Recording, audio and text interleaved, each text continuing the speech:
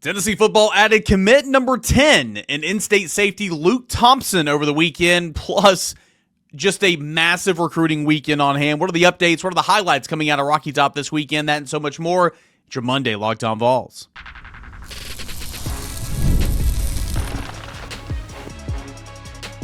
You are Locked On Vols, your daily podcast on the Tennessee Volunteers. Part of the Locked On Podcast Network, your team every day. Hey, good Monday morning, everybody. Welcome into Locked On Vols. I'm your host, Eric Cain. Appreciate you guys making Locked On Vols your first listen, your first watch each and every single morning. Every dayers couldn't do this show without you, and of course, your time to ask questions. And hopefully, I can get some questions and answer them on tomorrow's show. That is the mailbag edition of the show every Tuesday right here on Locked On Vols. So send those questions or comments in at _Cainer and at Locked On Vols. Today's episode is brought to you in part by our friends over at Game Time, where you can download the Game Time app, create an account, put in the promo code Locked On College for $20 off your first purchase. Again, shout out to Game Time. Big show coming up today. A lot of guys on campus this past weekend for official visits. We're going to run through the highlights, the updates, what they said leaving campus for some of them, or for the updates we have at the time of this recording. That's coming up in segment number 2. Joel Klatt says Josh Heupel's got a lot of pressure on him this fall in 2025. Shocked that Joel Klatt wants to put pressure on an SEC coach, right? But his reasoning, I mean, there's some validity to it, but more so I think it's, in my opinion, just kind of hating on an SEC program when it's down in the national perspective. That's coming up in segment number 3. But first, Tennessee does pick up a commitment over the weekend in in-state safety Luke Thompson. Luke Thompson coming in from Franklin High School in Middle Tennessee. 6'1", about 175. We spoke on him a little bit on last week's show. He was in on an official visit this past week, not this past weekend, a weekend before last. And it didn't even really take a whole week before he wanted to go ahead and say, hey, I want to be a part of Tennessee's class moving forward. I want to go ahead and commit to the hometown Vols. So Luke Thompson, again, not a very highly rated guy right now, okay? We've talked about stargazing a little bit. He is a 3-star rated prospect. Somewhere around the top 1,000 prospect in the class, according to the On3 industry rankings. I would anticipate a boost for him at some point. I mean, that's typically how these things go. A lowly rated prospect that commits to, one of the premier Power 4 programs, a lot of times in the Big Ten or the SEC, they often get boosts later on in the cycle whenever they redo their recruiting rankings. But for right now, it's a 3-star, and Luke Thompson, again, a safety, but really an athlete, 6'1", 175 pounds, and he caught up with Matt Ray over at VolQuest.com, my colleague, and kind of detailed his commitment and a lot of good stuff in the interview, so go ahead and check it out. But he said, quote, this is to VolQuest, I just like the coaches. I like all the athletes I hung out with when I was there, speaking about his official visit the weekend before. They were all very similar to me, and I really enjoyed that. The people and the community that I just felt that I could be a part of was great. He said that, talking about his family kind of encouraging him to make this decision. There was, but also no pressure in that regard. He said, quote, there was no pressure from my family at all because they would support me whatever I wanted. But it's cool to carry on that legacy. It's very, very supported by them. Everyone's family is just so excited for me because of all of them that went there. Of course, he's got a lot of family ties to the University of Tennessee. Dad was an athlete at the University of Tennessee. Mom was a distance runner with the track and field team. I believe she was an All-American, SEC champion. His grandfather played football back in the 1970s, and a lot of his aunts, uncles, cousins. I mean, his family, again, big orange family for sure. So it was never a guarantee, right, that he was going to come to Tennessee. But, if Tennessee wanted him, and if Tennessee had a committable offer, and that was, a likely destination for Luke Thompson, in my opinion. Also, I kind of mentioned a moment ago that he was more of an athlete. He's going to play safety at the University of Tennessee, but he was given some pretty good advice. This is a quote to VolQuest from the time of his commitment. Quote, my recruiting coach told me not to get too greedy, and by that I mean I wanted to play offense because that's something that I've always wanted to do, but to play at a big program like Tennessee, I need to set some things aside and do what's best for me. He wanted to play running back, speaking about his recruiting coach. He wanted to play running back, but they moved him to linebacker, so he kept on transferring. His advice to me was not to be too greedy. So I've set aside my offensive goals. I will set aside track and field after high school, and I will focus on playing safety, in quotes, of course, at the University of Tennessee. So I really developmental type of commitment for Tennessee. He's not going to be a guy that steps on campus and is a contributor day one, potentially on special teams. We'll see kind of what's in that ballpark, but potentially on special teams. But he's a guy that's going to come in, get involved in the collegiate strength and conditioning program, see how his body transforms over the years. And, in this day and age, you never know with the transfer portal, right? I mean, we're seeing it in baseball and basketball. I mean, you're resetting your roster, so many times, pretty much every single offseason. There's a chance for him that he could leave, right? But, being an in-state guy, if he's not involved in the rotation or anything like that from day one, you'd like to think that he's going to continue to give Tennessee a chance for, his sophomore, junior, and senior season. So we'll see what happens. But again, no one's in the mind of an athlete. No one's in the mind of a prospect. No one in my position could tell anybody what's best for them or their family. We'll see what happens. But I do think he's a developmental piece, but a really, really nice athlete for sure. And a guy that grew up around the state of Tennessee, or grew up in the state of Tennessee, grew up around the program with all of his family members, starring on the athletic fields for the University of Tennessee. And he wanted to be the next in line, and he wanted to be a part of it. And he is going to be playing safety for the University of Tennessee. So that's some good stuff there. Where does that bring the class? Well, that brings the class to 10 commits for the University of Tennessee right now. 12th in the country, 5th in the SEC. Tennessee in the last couple of weeks have moved up from 8th to number 5 in the SEC. That blue chip ratio is sitting at 50% with, again, 10 commitments. And, again, a huge, huge recruiting weekend this past weekend. Another one set for OVs next weekend. We'll see what commits come out of the June official visit month. But right now, pretty good start. 10 commits led by 5-star quarterback Faizon Brandon, 4-star offensive lineman Gabriel Ascenda, 4-star wide receiver Tyreek King, 4-star defensive end or edge Zach Groves, 4-star tight end Carson Sneed, who was of Florida this past weekend, 3-star safety KJ McClain, 3-star wide receiver Tyron Evans, 3-star Leo CJ Edwards, who was on his official visit with Tennessee this past weekend, 3-star linebacker Braylon Outlaw, and then 3-star safety Luke Thompson. Luke Thompson becomes the lowest rated commit for Tennessee in the class, but not too far behind Braylon Outlaw in those rankings. So again, a productive weekend for Tennessee in terms of, even before you really got into the nuts and bolts of the offense or the official visits, kind of what those guys said leaving campus, and we've got a slew of them, and we'll kind of start and give you one here before we get into segment number 2. But Tennessee was off to a really, really good start by getting the commit of 3-star defensive back Luke Thompson Saturday morning for, again, the University of Tennessee. All right, so I'm not going to be able to hit and speak on all the guys who were here this weekend, but I think it is important to kind of lead off with the headliner, and Faizon Brandon, of course, your 5-star quarterback, and he was, he tweeted, "Great to be home at the University of Tennessee this past weekend," and, caught up with Austin Price over at VolQuest.com. My colleague said, quote, "I would say it was great being able to come back and be with a new set of guys and being able to recruit them. We had some wide receivers here that I was really working on. Overall, it was a great visit." Some of those wide receivers he was working on, of course, Tristan Keys, 5-star wide receiver, top wide receiver in the class, and Legend Bay, who is a really, really nice athlete, good-looking athlete, about 5'8", 170. What was his approach to recruiting these guys this weekend? He tells VolQuest.com, quote, "Overall, I'm mostly just talking to them about the offense and how much we pass the ball and spread it around. It's a great offense, great offensive lineman, and there's a chance to play early." When asked about other schools continuing to still recruit Faizon Brandon because those schools are not going away, he said, quote, "I think they know that I'm a hard commit to Tennessee. They still text me a lot now and then, but again, I'm a hard commit to the University of Tennessee." So anytime you have your quarterback in the class on campus to help you, be an extension of the coaching staff, essentially, to help you recruit the next volunteers, to show like, hey, you're going to be here with me offensively. Come on, guys. This is my vision for the offense. This is what we can accomplish together in the years to come. That's a big thing. That's a really, really big thing. So having Faizon Brandon on campus this past weekend was a good move. And, of course, him being able to recruit the likes of Tristan Keys, who at the time of this recording don't have an official update on him. But, of course, that one's going to go on for a long, long time. LSU, he's committed there. Tennessee, other programs involved, but I think Tennessee did a very, very good job with Tristan Keys this weekend and really have the last couple of weekends.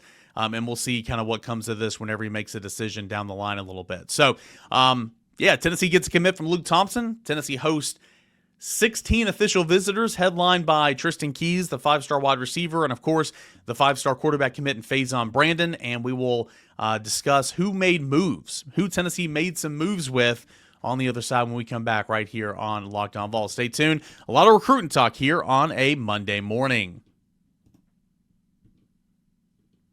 There's nothing like the NBA playoffs. The intensity, the buzzer beaters, fans losing their minds. It's kind of it's like the atmosphere that you have to experience live. And this year's matchups are already delivering, plus Stanley Cup Finals as well. If you want in, Game Time makes it fast and easy to get your seats, even for the biggest playoff games. Prices on the app actually drop closer to tip-off, and with killer last-minute deals, views of your seat, and no surprise fees at checkout, Game Time has been a total game changer for me when I go to sporting events, and it can be that way for you as well. I love that I can see my exact view of where I'm going to be sitting before I even purchase the ticket. No surprises, no pillar in the way, I'm not getting the north end zones cut off or anything. I see exactly what the view is going to be in my seat. Plus, the app makes it ridiculously simple. With 2 taps, and I'm done. Plus, with a Game Time guarantee, you know what you're getting, the best deal. If you find a better price in the same row and section, Game Time's going to credit you 110% of the difference. That's a guarantee right there. Plus, not just for sporting events, for comedy shows, concerts, whatever event is your area, Game Time likely has those tickets on the app that you can purchase as well. Download the Game Time app today, create an account, put in the promo code LOCKEDONCollege for $20 off your first purchase. Terms apply. Again, create an account, put in the promo code LOCKEDONCollege for $20 off. Download Game Time today. Last minute tickets, lowest price, guaranteed. Welcome back into your Locked On Vols Monday morning. You guys know the drill. I'll record this the day before, usually late afternoon, evening. But with Father's Day, hey, my first one, wanted to go ahead and get this done kind of in the morning time, around lunchtime. That way I can go on and see some family and spend some time with some family. So there are more updates coming in from official visit weekends, and we'll continue to talk about them as the week goes along. But already, there's probably 10 plus, and I'm not going to be able to hit on all of them, but did want to highlight some of the guys who were on campus this past weekend. TJ White, he's a guy that, 4-star linebacker, and Tennessee made a move with him, 6'1", about 225 pounds, from Jackson Academy in Jackson, Mississippi. Feels like Tennessee really made a big move with him. They're kind of the leaders on top, leaving the weekend, which is really, really good because there's some other, highly touted programs that are in on him as well. He said, quote, "There's great energy here. It's a great staff. They have a great football team. The staff is what caught my eye. They're just unreal, or they're just real. Always communicating. They've always put themselves, and they're always high-spirited. They're always themselves. They're always high-spirited.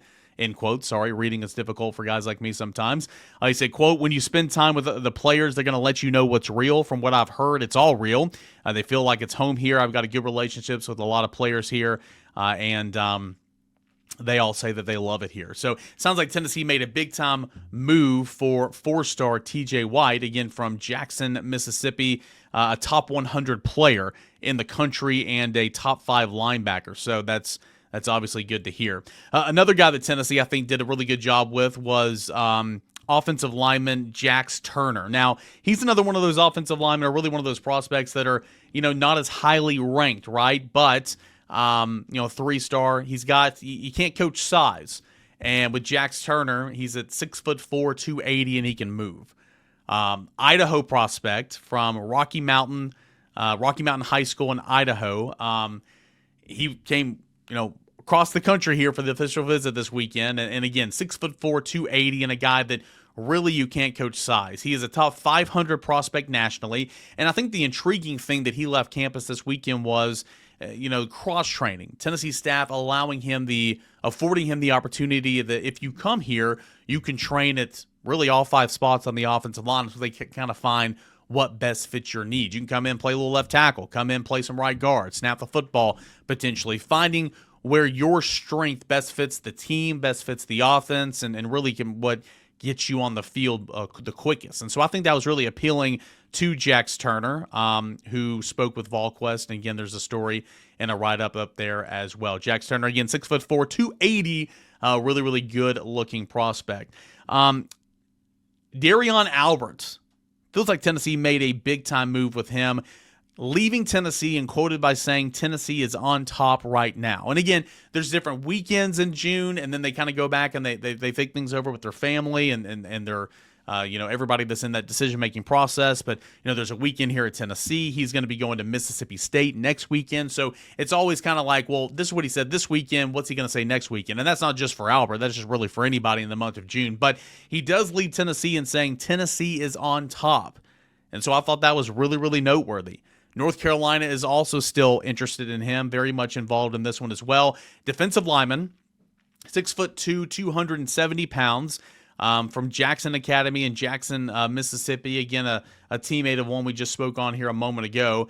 And that is Darion Alberts, a good-looking prospect, top, and we'll call it 350 in the country nationally, according to the On3 industry rankings. 247 has him as a top 200 player. ESPN has him as a top 250 player right now. But a guy that Tennessee obviously covets and a guy that Tennessee really, really likes and had here on an official visit this past weekend. Iverson Garcia is another one from Powell High School. Spoke on him on Friday. 3-star rated recruits. Actually, let's see here. He might be a 4-star. Nonetheless, from Powell High School, a local guy. And I think with the house settlement, it's not going to affect football this year, right? But you're going from 85 to 105. And I think Iverson Garcia probably is a take either way, don't get me wrong. But, local prospects like Iverson Garcia or like a Deshaun Bishop back in the day, or Cody Blank, who ended up going to Tennessee, Devin Young, who ended up going to Tennessee, even a guy I played with at Carson Newman, one of my good friends today, Andy Hibbett. Those local standouts to where some did go to Tennessee, others went elsewhere, and there's several more, don't get me wrong. With the roster size increasing, you're willing to take more chances on guys like that. And I think that's a great thing. I think that is an awesome thing to keep guys like Iverson Garcia in town. But, Iverson Garcia, good-looking player, really, really likes Rodney Garner, said that they watched some tape this past weekend, and Rodney Garner showed him his tape and showed him his strengths and how his strengths can translate into the defensive line room at Tennessee and how he can find himself on the field really, really quickly. Memphis, South Florida also in this one as well. But he said that he really, really enjoyed being at Tennessee, and, of course, he'll go back and talk it over with his family, and a decision will probably come sometime this summer. But it's hard, in my opinion, just my opinion, hard not to like a guy from Powell, Tennessee. If Tennessee wants you, you're probably going to go to Tennessee. So I think it was a really, really good weekend for Powell, defensive tackle or defensive lineman Iverson Garcia. Another one that's pretty noteworthy that was here this past weekend is Zion Gibson. Okay, he is a really, really talented cornerback prospect, 6'1", 175 pounds. He's been committed to Alabama for quite some time. Top 100 player nationally. The On3 industry rankings has him at number 73 overall, number 11 cornerback in the class, and number 5 player from the state of Alabama. Okay, On3 has him at number 95, 247 has him at 65, ESPN has him at 64, and Rivals has him at 67. So On3 is kind of the outlier here, but again, any way you want to spin it, a top 100 player, really, really talented guy. And he was on campus this past weekend. Tennessee trying to put their best foot forward. He did say he's still locked in with Alabama right now, but of course he has no timeline. He's still open, and he loved being here, and he loves the way that Tennessee's recruiting him, making him a priority, calling him constantly from week to week to week, and saying like, hey, we got to have you. Hey, we got to have you. We want to flip you. And this would be a really good recruiting win if Tennessee can finish it with Zion Gibson flipping the Alabama native and Alabama commit that's been committed for a couple of months now. So we'll see what happens, but it sounds like Tennessee did a really, really good job with Zion Gibson, who did his official visit here at Tennessee this past weekend. All right. Several other guys who were here over the weekend that Tennessee spoke to, will continue to speak to, Elite Leo, Tristan Givens. He said he had a great weekend at the University of Tennessee. I mentioned TJ White, Legend Bay from Texas, a 4-star athlete, probably a wide receiver slot, can run the football a little bit. Tennessee just likes him as an athlete right now. Wanted to get him on campus and wanted to, show him some tape and kind of discuss what his potential in this offense was. That's one of the guys that Faizon Brandon was very much in tune with and trying to recruit to Tennessee. So a lot of other guys who were on campus this weekend. We can touch on this as the week goes on, but this was the first of 2 really big recruiting weekends for the University of Tennessee to finish off the month of June and June official visits. So what's going to come of it, we'll see, but it feels like all these weekends, everybody leaves campus and go, yeah, that was great. Like, Tennessee's awesome. Love Tennessee and everything. The truth kind of lies in the middle a little bit, right? You get back home, get back off this mountaintop, really when you get done with your visits overall, because a lot of these guys will be going somewhere else next week. They've been going other places earlier this month. You get back home, talk with your parents, talk with your family, see what's real, what's not real, what you value, what you feel like's fake, and then come to a decision. So, good weekend for Tennessee. We'll see how good of a weekend it actually will be here in a couple of weeks from now whenever these guys start making some decisions. So we'll continue to talk recruiting right here on Locked On Vols as the week goes along. But I want to end this show by breaking down a comment Joel Klatt had to say about Josh Heupel. Shocked that a Big Ten homer and an SEC hater wants to put a lot of pressure on a team like the University of Tennessee, who just came off a college football playoff. That's coming up next right here as we continue on this Monday, Locked On Vols.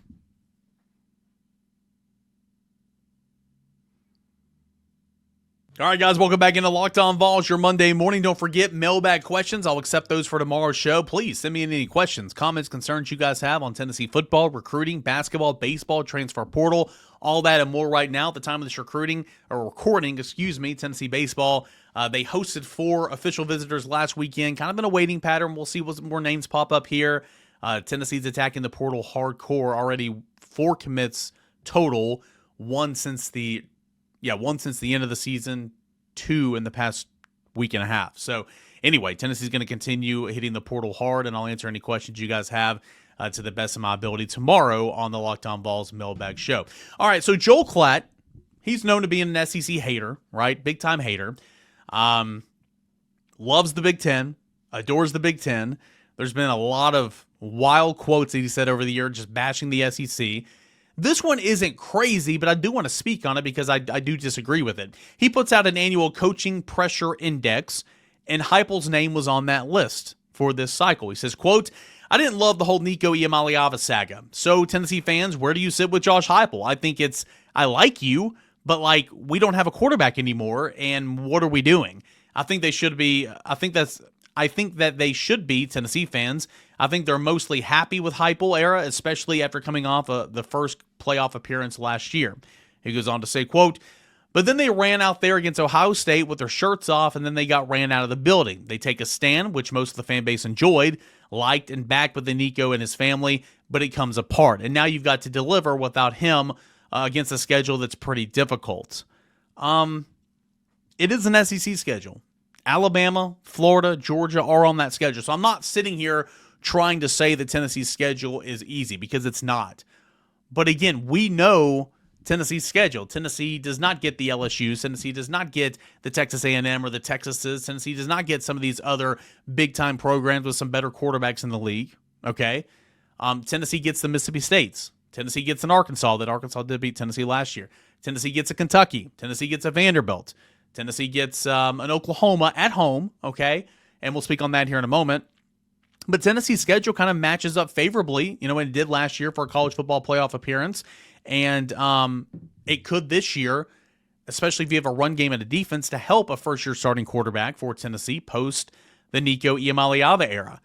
He talks about Alabama, Oklahoma, Kentucky being pivotal games for Tennessee. He says the Sooners is a do-or-die matchup for the Volunteers. Quote, that's the game. That's the moment that the pressure comes to fruition for Josh Heupel. I think they really should start the season 5-1. I'm going to give them that.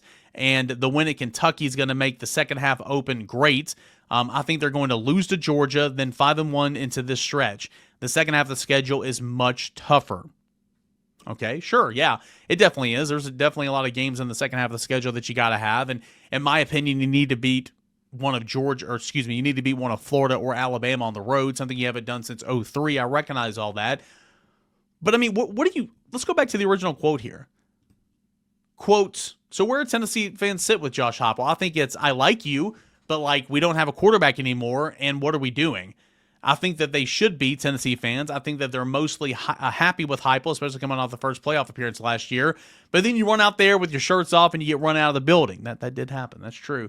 They take a stand, which most of the fan base enjoyed, liked and backed with Nico and his family. But it comes apart, and now you've got to deliver without him against the schedule that's pretty difficult. We just touched on the schedule.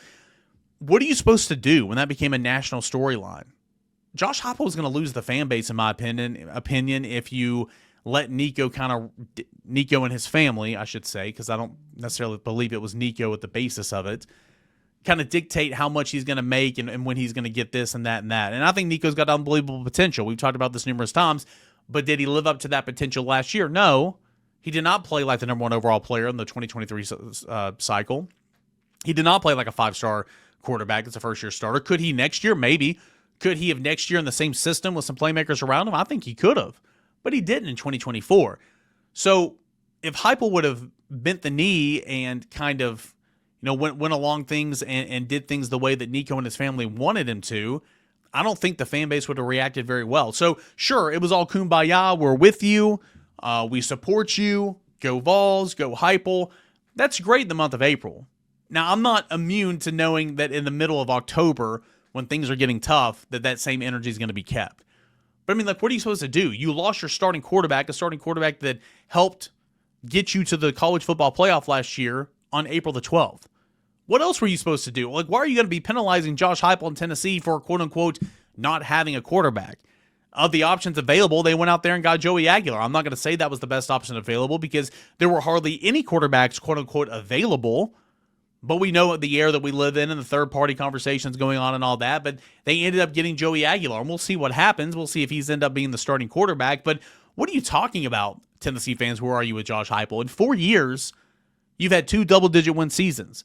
You've reached a college football playoff. You have won the Citrus Bowl. You have won the Orange Bowl. You should have had a quarterback that was a Heisman finalist. The fact that Stetson Bennett was in that conversation in 2022 is just incredibly embarrassing for all involved, okay? Should have had a Heisman finalist. You have a Biletnikoff Award winner, a top 10 defense a season ago, led the college football with a top offense in points and yards per game in 2022. You've rushed for over 2,500 yards in all 4 seasons. Dang near got 3,000 yards on the ground last season. I mean, what do you mean where are Tennessee fans at with Josh Heupel right now? Things are good. Tennessee fans are appreciative of Josh Heupel. So if Tennessee goes 8-4, or goodness gracious, if Tennessee were to go 7-5, sure, noise level will get louder. It does just mean more in the SEC, and it specifically means more in the SEC at places like Tennessee. I recognize that. I don't think Tennessee's going to go 7-5. In fact, right now, I think Tennessee's going to go 9-3. So again, we always talk about national versus local. From a national perspective, you see this. James Pierce is gone. Dylan Sampson's gone. Jamal McCoy's hurt. Nico Iamaleava leaves, and this, and the other. Whereas if you're on the local scene, you know how talented this roster is. You know the options at running back are going to be pretty good. You know the offensive line has potential to probably be better than last year if they can come together. You know the wide receiver room is kind of a wash because it was just not very good last year. You know that losing James Pierce is a big deal, but you also know that you play 13 other defensive linemen. Like, you know all these things. You know that Colton Hood's going to create a lot of flexibility and versatility in the defensive backfield, especially until Jamal McCoy is 100%. You know all these things. So even if Tennessee were to go 8-4 in the regular season this year, I don't think anybody's going to be calling for Josh Heupel's head because they're going to remember, though they're frustrated, though 8-4 is not good enough, should not be the standard, I think they are going to remember that you lost your starting quarterback on April the 12th. And it was because, in my opinion, the quarterback and the family were super greedy. Super, super greedy. So, I don't know. I disagree with this whole statement here. I get it from a national perspective, and it's not like he said anything that was just crazy over the top like he said before. But I completely disagree with this. I mean, Josh Heupel is under no pressure at Tennessee right now, unless somehow the wheels fall off and things aren't going to be going the way they need to be going. Is it going to be a challenging 2025 season? Yes. Are there more questions right now than Josh Heupel's ever had in an offseason prior to his first one when he got the job? Yes. Is the biggest question who's going to be your quarterback? Yes. All those things can be true. But I still don't think the wheels are going to fall off for Tennessee. I think Tennessee is a I think the floor for this Tennessee football team is 8-4, in my opinion. And maybe I'm orange shaded sunglasses. I don't know. I just call it how I see it. I like this roster, and I've liked this roster. I've talked about it all offseason. So let me know what you think. @_Cainer, @Locked On Vols. I'll take your mailbag questions on tomorrow's show. Hit me up. Got a lot to talk about this week. Transfer portal stuff, recruiting, more recruiting updates coming in. All that and more coming up on a Tuesday Locked On Vols. Can't thank you enough for being here, making Locked On Vols your first listen, your first watch. Let's do it again tomorrow. This is Locked On Vols.